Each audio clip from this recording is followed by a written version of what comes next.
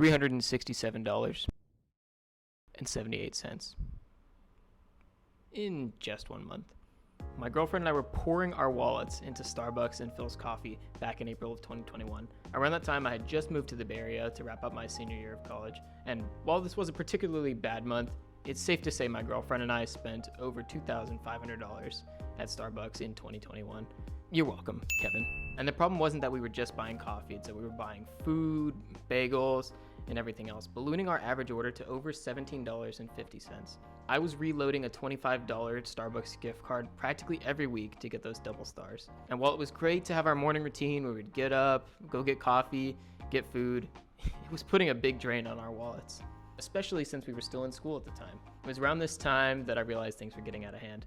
How could I satisfy my caffeine craving without giving $2,500 a year to a huge corporation? The answer surprisingly turned out to be a bit of a no-brainer. Just spent $1,500 all at once. Now, I'd had Keurig coffee, Nespresso coffee, and drip coffee in college, but it never really tasted quite as good as what I got from the cafe, which is why I was going to cafes pretty much every day. I also always hated the idea of filling up landfills with a bunch of plastic cups and little pods every time I drank coffee. So instead of buying a Keurig machine, I started out with this. A $20 cold brewer from the king of glass themselves, Hario.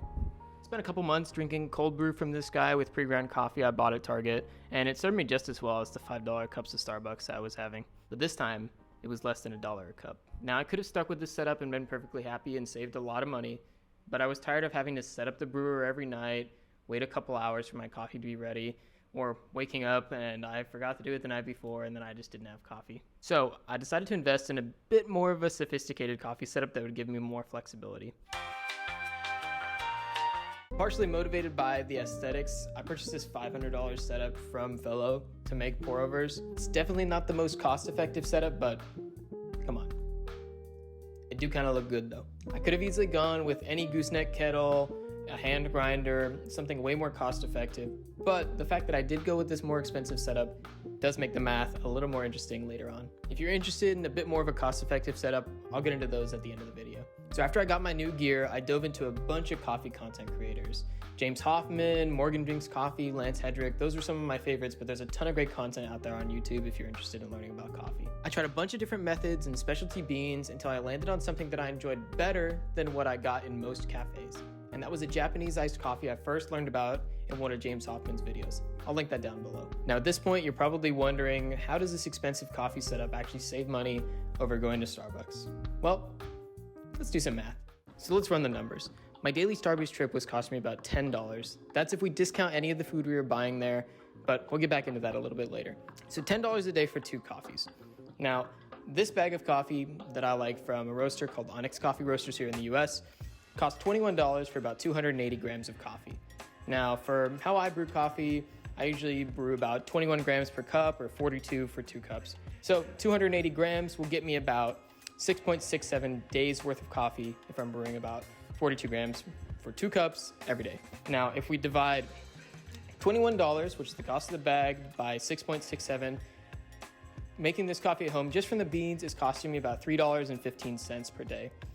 Now, compare that to the $10 I was spending at Starbucks, we're saving about $6, $7 per day. Conservatively, I'm just gonna say $5 to give Starbucks the best chance that they have. And with this $500 setup, the savings are paying for the setup in just about 3 months.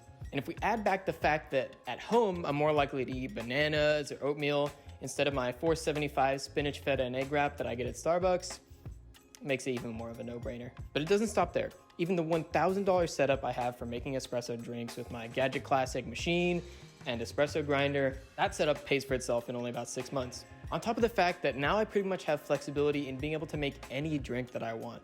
I can make lattes, I can make pour-overs, cold brew, iced hot, more than I could even get at Starbucks. It's also been one of my favorite hobbies that I've had over the last year. I've been able to talk about it with coworkers, and I've got a pretty strong appreciation for when I go to new cafes. I've even had a couple of friends come over that work at cafes and ask me how I make my coffee at home because they like it. I'm not trying to brag here, I'm just saying that you can get pretty good coffee by making it at home. So if you're like I was a couple years ago and spending way too much money on coffee, it really is worth investing in a setup to make it at home. I think it's also important to say that I don't refuse to buy coffee anymore. I still get it when I go to new places to some of the best cafes that they have there. I really really enjoy getting a nice cup of coffee in a cafe or going with my coworkers or friends, spending a couple bucks on a coffee every few weeks. But for every day, I save money and make coffee that I enjoy a little bit more by making it at home. Now, if you want to get started making coffee at home, I don't love the idea of suggesting Keurig or Nespresso because I think you can get better coffee with simpler, cheaper methods at home without dropping those pods into the trash every week. There's also the route of going with instant coffee, but I haven't been able to find any that I really enjoy drinking consistently. However, if you're just looking at cutting costs,